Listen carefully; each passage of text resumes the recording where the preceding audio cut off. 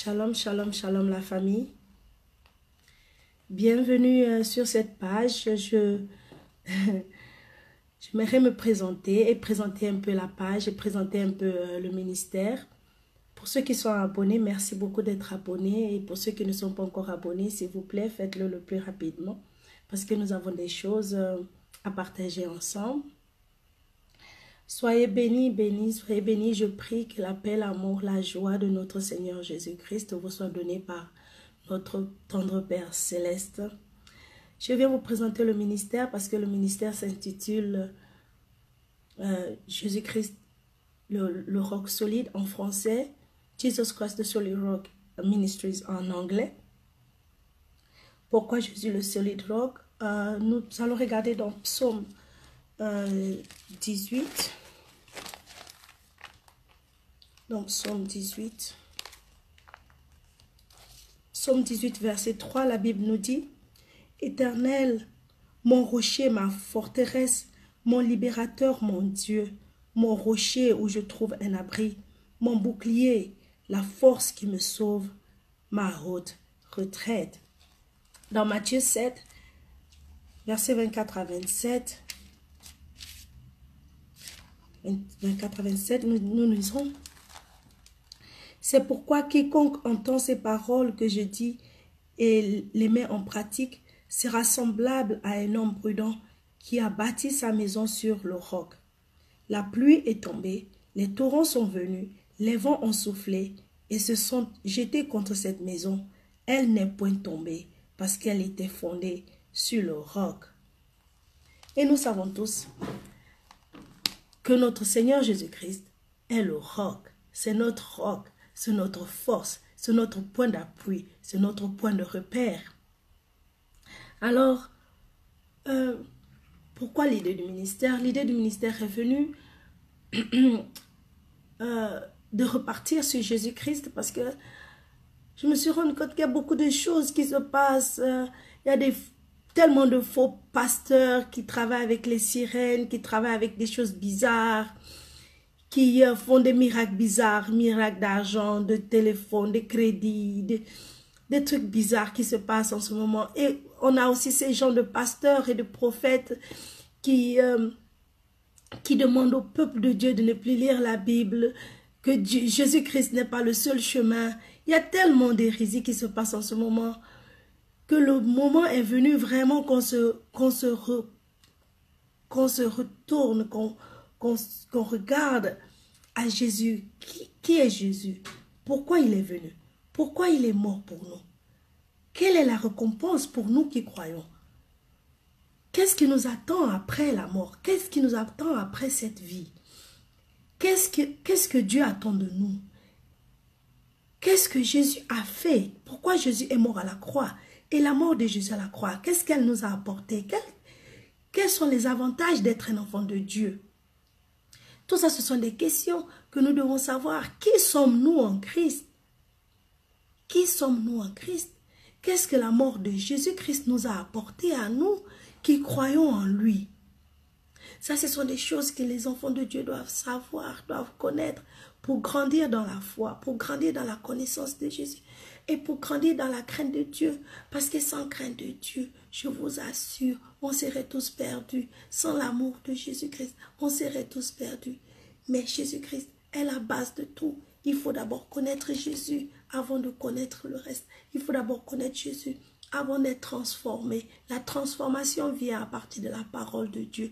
Tant que tu n'es pas nourri convenablement avec la bonne parole, avec l'évangile de Dieu, avec l'évangile de Jésus-Christ, qui te sanctifie, qui te purifie et qui permet que tu sortes, que tu partes du lait pour manger la chair. Parce qu'il faut qu'un enfant de Dieu grandisse dans la connaissance de Jésus-Christ. Parce que tant que tu resteras assis en bas de quelqu'un qui te raconte des contes de fées, parce que ce sont des contes de fées, parce que quand quelqu'un te dit qu'aujourd'hui ta vie sera transformée, pendant que toi tu vis dans le péché, pendant que tu détestes les gens, pendant que tu critiques les gens, Parce que pendant que tu passes tout ton temps à mentir, pendant que tu manges comme un bulldozer, pendant que tu commets des péchés ici et là, je t'assure que c'est du mensonge. Parce que si tu regardes la parole de Dieu, toutes les promesses de Dieu sont accompagnées d'une condition. Rien ne se fait par hasard. Rien ne se fait par hasard.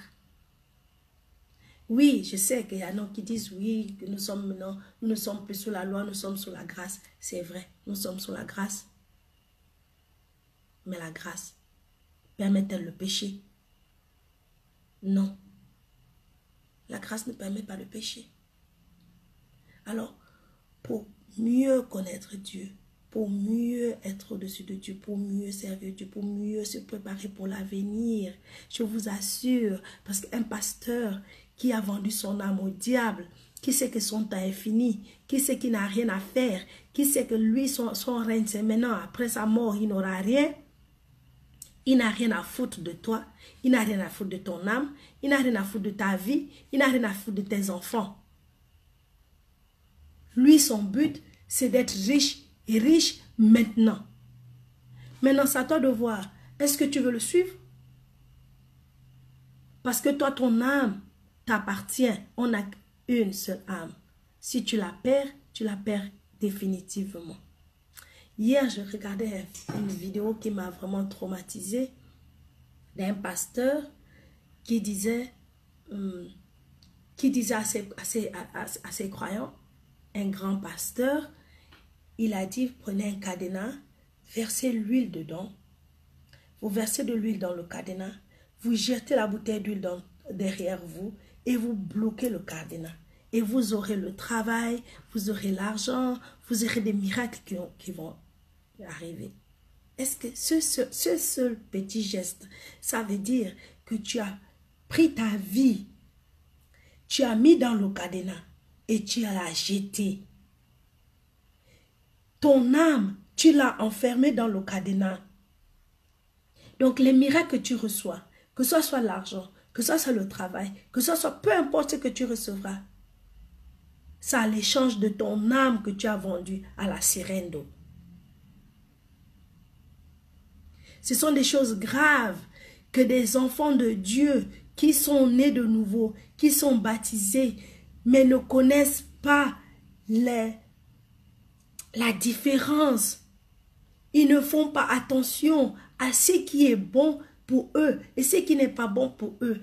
Ils ne font pas attention à où ils vont. Ils ne font pas attention à quel est l'avenir, quel est leur avenir en tant qu'enfant de Dieu. Mais c'est dangereux. Lisons la Bible. C'est pourquoi nous devons repartir à zéro, repartir à la base, repartir à notre solide roc, à notre solide roc, à notre pierre angulaire qui est Jésus-Christ, notre Sauveur, notre Seigneur, notre Libérateur, notre Délivreur. Je voudrais vous lire un verset dans Jean 14, 6.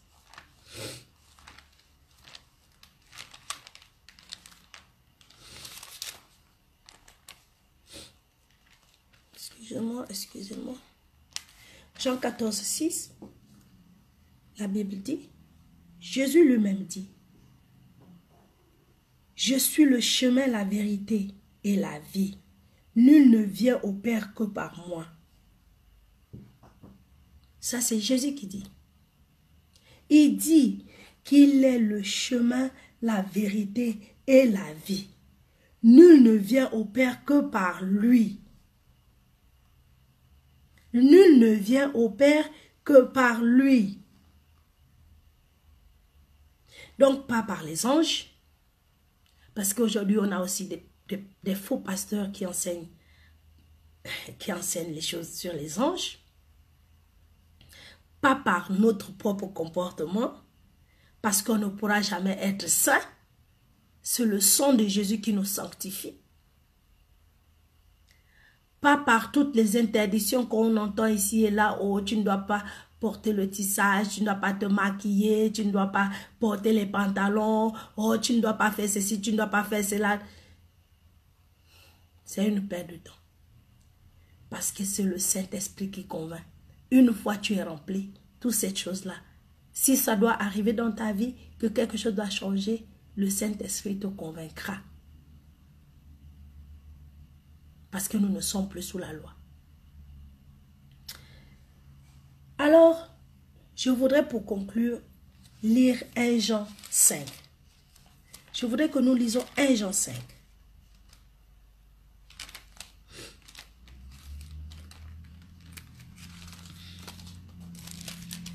Je veux que nous lisons 1 Jean 5.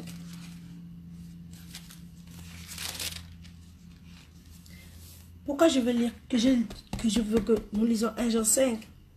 Parce que dans 1 Jean 5, la Bible nous dit quelles sont les conséquences de la foi en Jésus.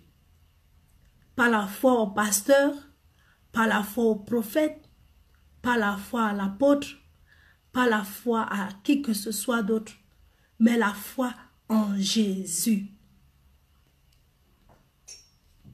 Lisons la parole de Dieu. Quiconque croit que Jésus est le Christ est né de Dieu, et quiconque aime celui qui l'a engendré aime aussi celui qui est né de lui. Nous connaissons que nous aimons les enfants de Dieu lorsque nous aimons Dieu et que nous pratiquons ses commandements. Car l'amour de Dieu consiste à garder ses commandements et ses commandements ne sont pas pénibles. Parce que tout ce qui est né de Dieu triomphe du monde. Et la victoire qui triomphe du monde, c'est notre foi. Qui est celui qui a triomphé du monde, sinon celui qui croit que Jésus est le Fils de Dieu? C'est lui Jésus-Christ qui est venu avec de l'eau et du sang, non avec l'eau seulement, mais avec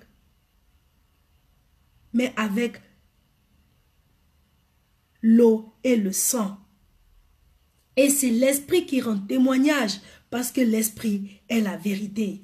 Car il y en a 3 qui rendent témoignage: l'Esprit, l'eau et le sang. Et les 3 sont d'accord.